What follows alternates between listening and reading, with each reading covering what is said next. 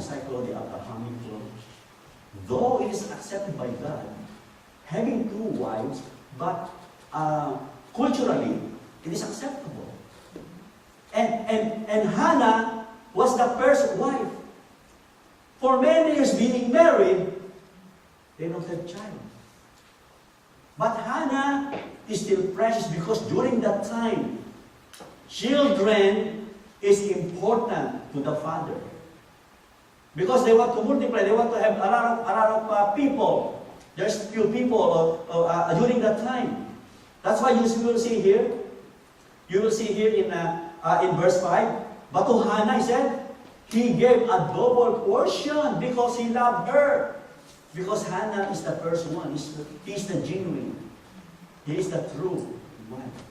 And for Penina, what Elkanah needs is more children. Because they don't have children. And you will see here, I think it's open. And then a godly mom will face problem. I think often people are thinking, Mom, attention Mom, in particular that if I have problems in my life, I must not be living a godly way. I must be a bad mom. Sometimes that's our thinking. Oh, my children is not following me. Okay, I am not a godly mom. I'm a bad mom. Do you feel that? That is a lie. It's from Satan. Because the Bible says itself, in John 16:33, look at the Bible, in John 16:33, Jesus told us that we are going to have trouble in this life. John 16:33 said, I have told you these things so that in me you may have peace. But in this world you will have trouble. But take heart, I have overcome the world. So it means, even though you are a godly mom, you will still have a problem. And also, Apostle Paul echoes this in 2 Timothy 3:12. It's in your outline, in your pink. All the verses there, but I did not put a verse, but just the book and the verses, all right? The chapter. In 2 Timothy 3:12, you can also study that during the week. That is the intention of every time I speak, I want to produce the outline that you can study it during the week. In 2 Timothy 3:12, in fact, everyone who wants to live a godly life in Christ, Jesus will be, what? Will be? Persecuted. So even the more we live a godly life, there's always persecution. There's always troubles. This is what the Bible says. This is what the Bible says. So throughout the Bible, we see people who are striving to live for God who are facing problems. Who is the main character last week when you are here? Who is the main character in the preaching? Who? Who is the main character if you are here last week? Hey, last week. Huh? No, who is the main character in the story? Joseph. Si Joseph. Alright? Just only last week, huh? That's why, Pastor Adel, I encourage you, all the preacher here, if you can produce your outline, they can do it. Just an encouragement. Even Joseph has a problem. Moses, Joshua, especially our main character today. I will ask this, okay? Your assignment is Hannah. Okay, Hannah. Alright, Hannah. We see in these verses that Hannah's husband Elkanah has two wives, and his other wife had children. In verse 2 tell us that Penina had children, but Hannah had none. Now this is an age when one of the main purposes of having a wife was to provide children during that time. They want to provide more children.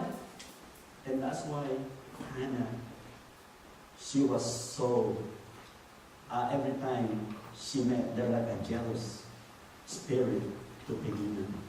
Not only she had able to have children, but she faced ridicule for this year after year. And because the Lord had closed the womb of Hannah, can you imagine, for example, like if they are living in the same house, probably Penina said, oh, hi Hannah, could you help me with my children? I have so many. Oh, that's a big problem.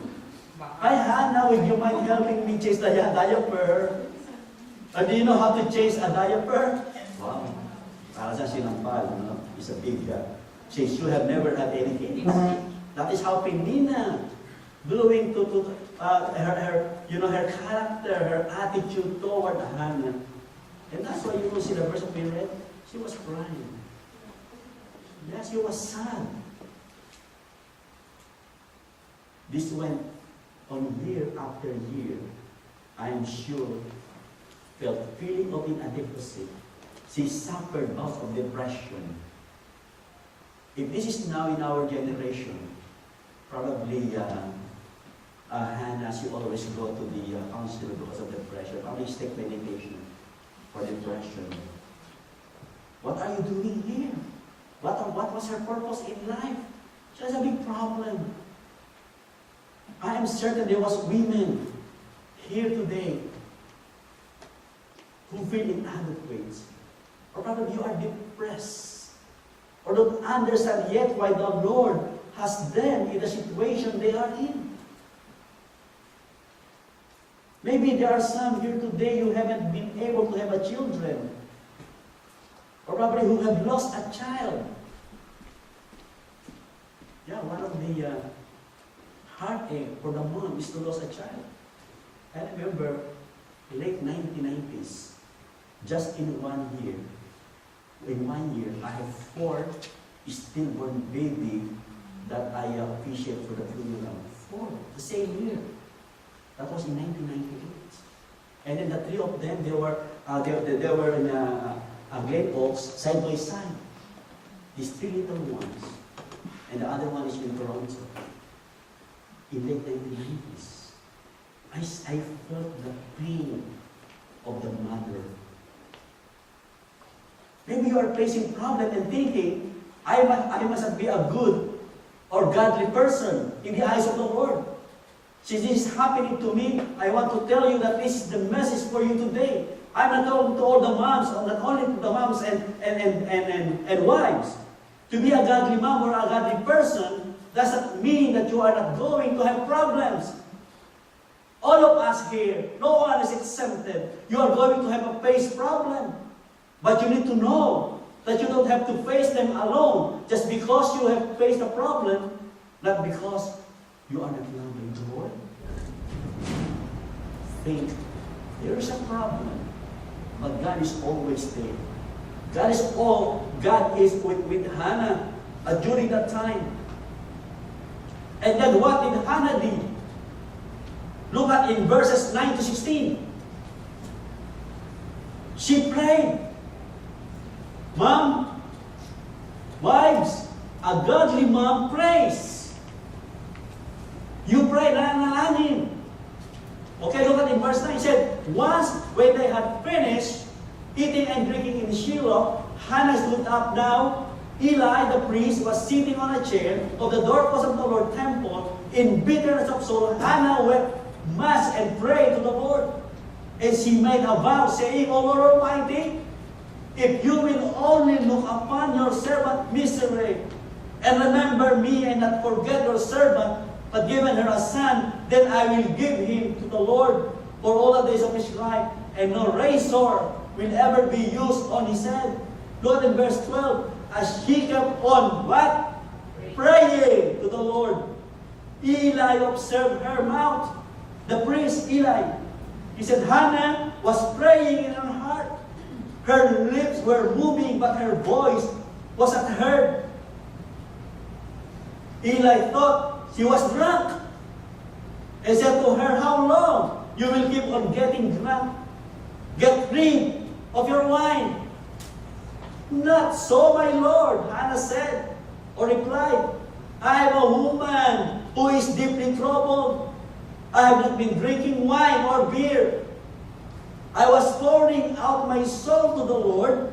Do not take your servant for a wicked woman. I have been praying here out of my great anguish and grief.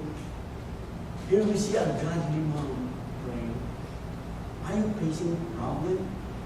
The key is prayer. Pray. Pray. Hannah was outpouring out her soul to the Lord. She had some real problems that were causing her pain and anguish. But instead of giving up, she looked up. She looked up to God in prayer. Mom, do you have a problem with your children? Or to your husband? Or to another person? Look up in heaven and pray to the Lord. Ask God for help. But do not pray that, no, Lord, take this life. Take this life. No. Huwag naman punayin ang panalangin. Namamatay na yung nabibigay ng problema. Pray to the Lord. Often is that until we are facing problem that we turn to the Lord. So often, we try to handle things ourselves. We were talking last Wednesday, the other day, and she said, she are facing